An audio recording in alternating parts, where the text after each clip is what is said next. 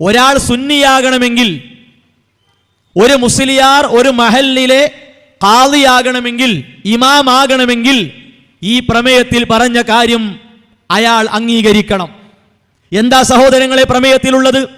മരിച്ചുപോയ അമ്പിയാക്കൾ, ഔലിയാക്കൾ, സ്വാലിഹീങ്ങൾ, ഇവരുടെ ദാത്ത്, ജാഹ്, ഹക്ക്, ബറക്കത്ത് എന്നിവ കൊണ്ടുള്ള തവസ്സുൽ, അഥവാ മരണപ്പെട്ട അമ്പിയാക്കൾ, സ്വാലിഹീങ്ങൾ, അവർക്ക് പ്രത്യേകമായ സ്ഥാനമുണ്ട്, അവർക്ക് പ്രത്യേകമായ പോരിശയുണ്ട്, അവർക്ക് സ്വന്തമായ കഴിവുണ്ട്.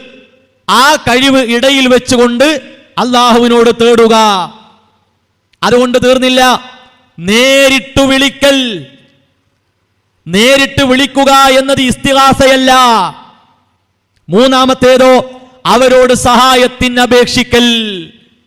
തവസ്സുലും പ്രാർത്ഥനയും ഇസ്തിഗാസയും മരണപ്പെട്ട അമ്പിയാക്കളോട്, ഔലിയാക്കളോട് ആകാമെന്ന് ഒരു പ്രത്യേക പ്രമേയം പാസാക്കി പഠിപ്പിച്ചത് സമസ്ത മുസ്ലിയാക്കന്മാരാണ്. ഇത് ഇവിടെ വന്ന് പ്രസംഗിച്ച മുസ്ലിയാർ കാണാത്ത വിഷയമൊന്നുമല്ല. ഇത് മുസ്ലിയാർ കണ്ടിട്ടുണ്ടാകും. പക്ഷേ എന്തെങ്കിലും കളവ് പറഞ്ഞ്, ആരോപണം പറഞ്ഞ് സമയം തീർക്കണം.